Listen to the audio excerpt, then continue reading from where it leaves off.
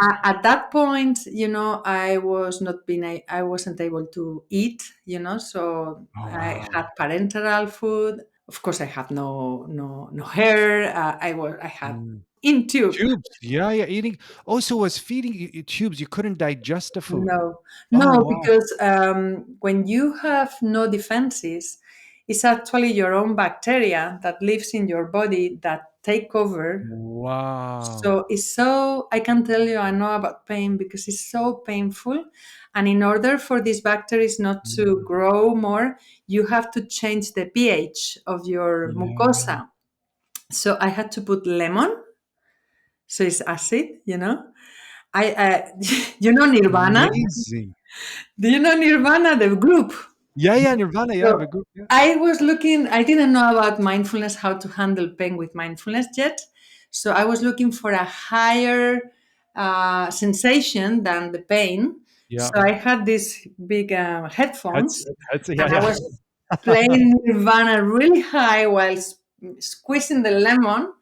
Then 4 hours later, chlorhexidine, more acid. 4 hours later, Wow. biocarbonate. So Yes. you're changing. Just putting this on your mouth. Wow. So it was very painful. What that's incredible. I mean, that's suffering like wow. And how long was that for, that period? Just really acute. It was maybe 1 week, and then thanks God, my white cells began growing. Oh. And then yeah, I mean, we are really miracles. Mm. One day, our immune system, the natural killers are so strong. They are like Alexander the Great killers. He was a killer. Like an army.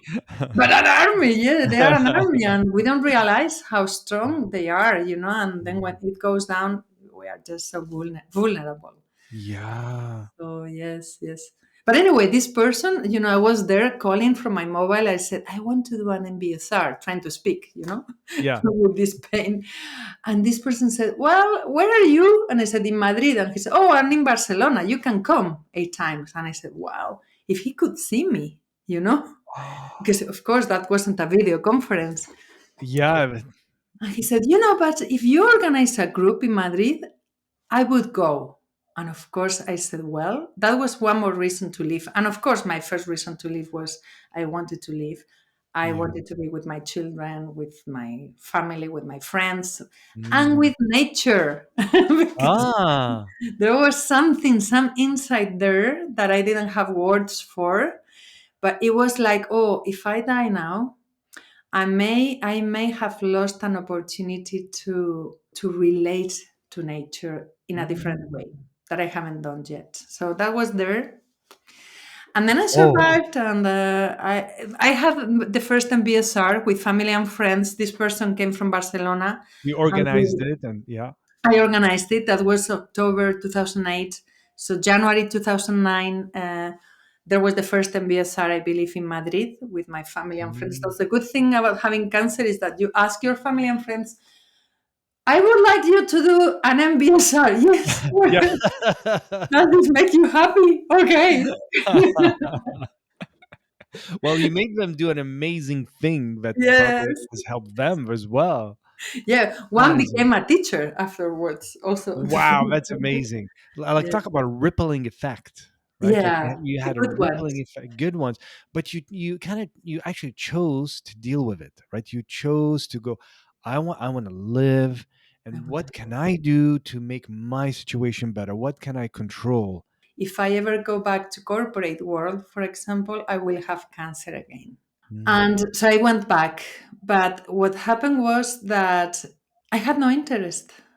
And I knew that I couldn't really support my team.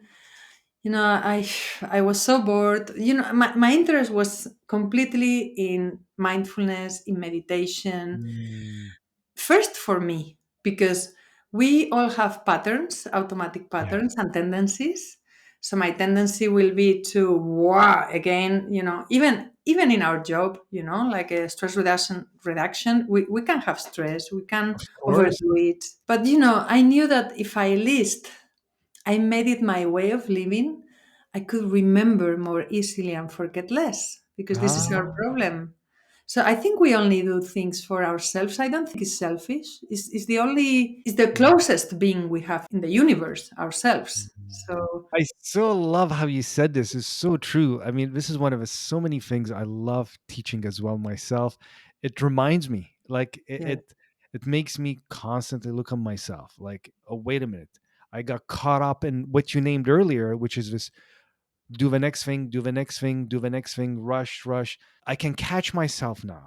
It yes, doesn't mean it doesn't happen. It still happens when I'm like, why am I rushing again to do seven more things? Enough. Like, but it's like the old habit that how I live myself, which led me to my own crash in the early 2000s. It's just like rush, rush, rush. Go from here, go to the next thing, do the next thing.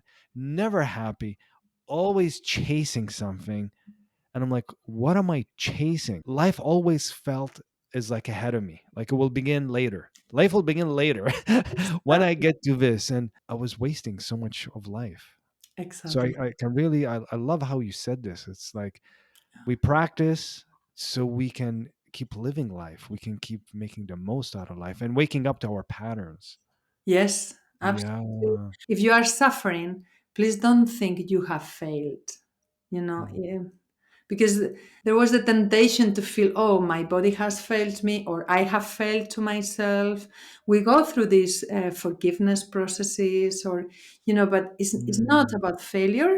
It's a necessary part of what you said, Kasim, about it's a stage of positive change.